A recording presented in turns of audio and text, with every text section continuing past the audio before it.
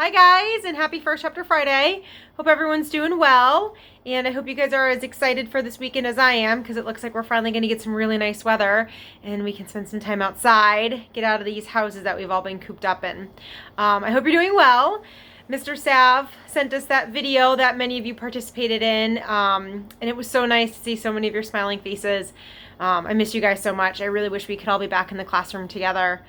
But this will have to do for the remainder of the school year. At least we still have First Chapter Friday. So today's First Chapter Friday is a book called Front Desk. And this also ties in to our current unit on homelessness. So without further ado, Chapter 1. My parents told me that America would be this amazing place where we could live in a house with a dog, do whatever we want, and eat hamburgers till we were red in the face. So far, the only part that we've achieved is the hamburger part. But I was still holding out hope, and the hamburgers here are pretty good. The most incredible burger I've ever had was at the Houston Space Center last summer. We weren't planning on eating there. Everyone knows museum food is 50,000 times more expensive than outside food. But one whiff of the sizzling bacon as we passed by the cafe and my knees wobbled. My parents must have heard the howls in my stomach, because next thing I knew, my mother was rummaging through her purse for coins. We only had enough for one hamburger, so we had to share. But man, what a burger! It was a mile high with real bacon and mayonnaise and pickles. My mom likes to tease that I devoured the whole thing in one gulp, leaving the two of them only a couple of crumbs. I like to think I gave them more than that. The other thing that was great about the Space Center was the free air conditioning. We were living in our car that summer, which sounds like a lot of fun, but actually wasn't, because our car's AC was busted. So after the burger, my dad parked himself in front of the vent and stayed there for the entire rest of the time. It was like he was trying to turn his fingers into popsicles. My mom and I bounced from exhibit to exhibit instead. I could barely keep up with her. She was an engineer back in China, so she loves math and rockets. She oohed and ahed over this module and that module. I wished my cousin Shen could have been there too. He loves rockets too. When we got to the photo booth, my mother's face lit up. The booth took a picture of you and made it look like you were a real astronaut in space. I went first. I put my head where the cardboard cutout was and smiled when the guy said, "Cheese." When it was my mom's turn to take the photo, I thought it would be funny to jump into her shot. The result was a picture of her in an astronaut suit hovering over Earth and me standing right next to her in my flip-flops doing bunny ears with my fingers. My mother's face crumpled when she saw the picture. She pleaded with the guy to let her take another one, but he said, "No can do, one picture per person." For a second, I thought she was going to cry. We still have the picture. Every time I look at it, I wish I could go back in time. If I could do it all over again, I would not photobomb my mom's picture. I'd give her more of my burger. Not the whole thing, but definitely some more bites. At the end of that summer, my dad got a job as an assistant fryer at a Chinese food restaurant in California. That meant we didn't have to live in our car anymore. We could move into a small one-bedroom apartment. It also meant that my dad brought home fried rice from work every day. But sometimes he'd also bring back big old blisters all up and down his arm.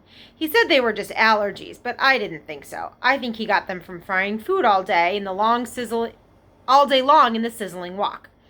My mom got a job in the front of the restaurant as a waitress. Everybody liked her, and she got great tips. She even managed to convince the boss to let me go with her to the restaurant after school, since there was nobody to look after me. My mom's boss was a wrinkly, white-haired Chinese man who reeked of garlic and didn't believe in wasting anything. Not cooking oil, not toilet paper, and certainly not free labor.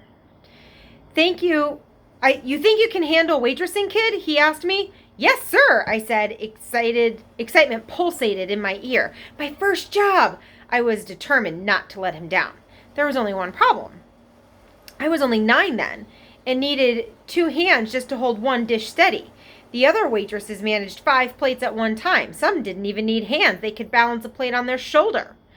When the dinner rush came, I too loaded up my carrying tray with 5 dishes. Big mistake. As my small back gave in to the mountainous weight, all my dishes came crashing down. Hot soup splashed onto customers and fried prawns went flying across the restaurant. I was fired on the spot, and so was my mother.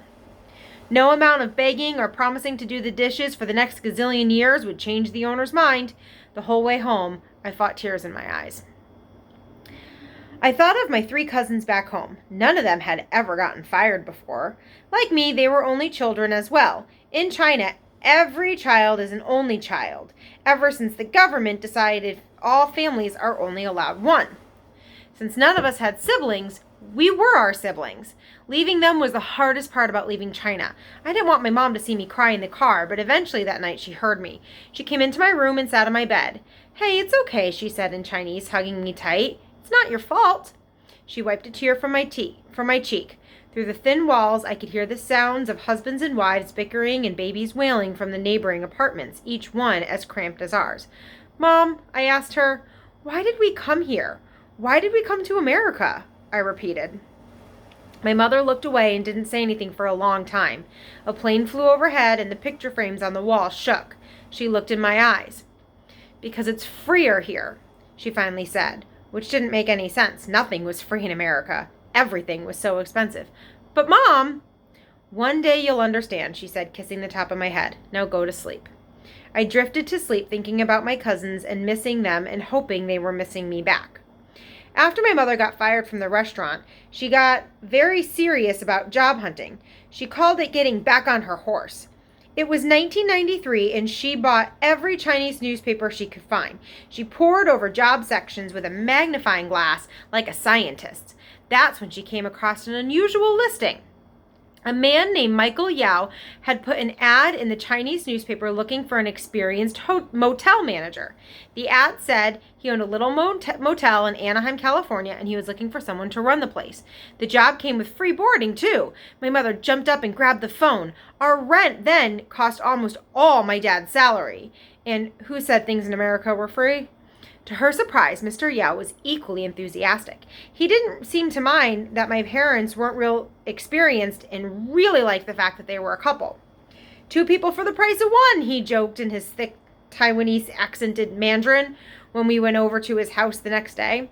My parents smiled nervously while I tried to stay as still as I could and not screw it up for them, like I'd screwed up my mother's restaurant job. We were sitting in the living room of Mr. Yao's house, or rather his mansion. I made myself look at the floor and not stare at the top of Mr. Yao's head, which was all shiny under the light, like it had been painted in egg white. The door opened and a boy about my age walked in. He had on a t-shirt that said, "I don't give a," and underneath it, a picture of a rat and a donkey. I raised an eyebrow. "Jason," Mr. Yao said to the boy, "say hello." "Hi," Jason muttered. My parents smiled at Jason. "What grade are you in?" they asked him in Chinese. Jason replied in English, "I'm going into 5th grade." "Ah, same as Mia," my mom said. She smiled at Mr. Yao. "Your son's English is so good." She turned to me. "Hear that, Mia? No accent." My cheeks burned. I felt my tongue in my mouth like a limp lizard. "Of course he speaks good English. He was born here," Mr. Yao said. "He speaks native English." Native? I mouthed a word. I wondered if it worked really hard, would I be able to speak native English one day? Or was that something completely off limits for me? I looked over at my mom, who was shaking her head. Jason disappeared off to his room, and Mr. Yao asked my parents if they had any questions. "Just to make sure we can live at the motel for free?" my mother asked. "Yes," Mr. Yao said. "And what about—" Mom struggled to get the words out. She shook her head, embarrassed to say it. "Will we get paid?" "Oh, right, payment," Mr. Yao said, like it hadn't dawned on him. "How's $5 a customer?" I glanced at my mom. I could tell that she was doing the math in her head because she always got this dreamy smile on her face. 30 rooms at $5 a room, that's $150 a night, my mom said, her eyes widening, and looked at my dad. "That's a lot of money."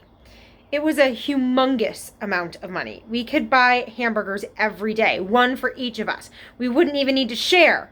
"When can you start?" Mr. Yao asked. "Tomorrow," my mom and dad blurted out at the exact same time. Mr. Yao laughed. As my parents got up to shake his hand, Mr. Yao muttered, "I have to warn you, it's not the nicest motel in the world."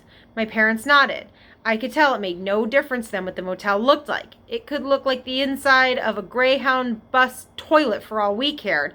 At $150 a day plus free rent, we were in. And that is the end of chapter 1. So what do you guys think? Do you think they're actually going to make $150 a day in the not so nice motel at $5 a night? I guess we'll have to wait and find out. So if you're interested, Amazon or Libby, and let me know what you think. Anyways, get outside, have some fun this weekend, and I miss you guys. Bye.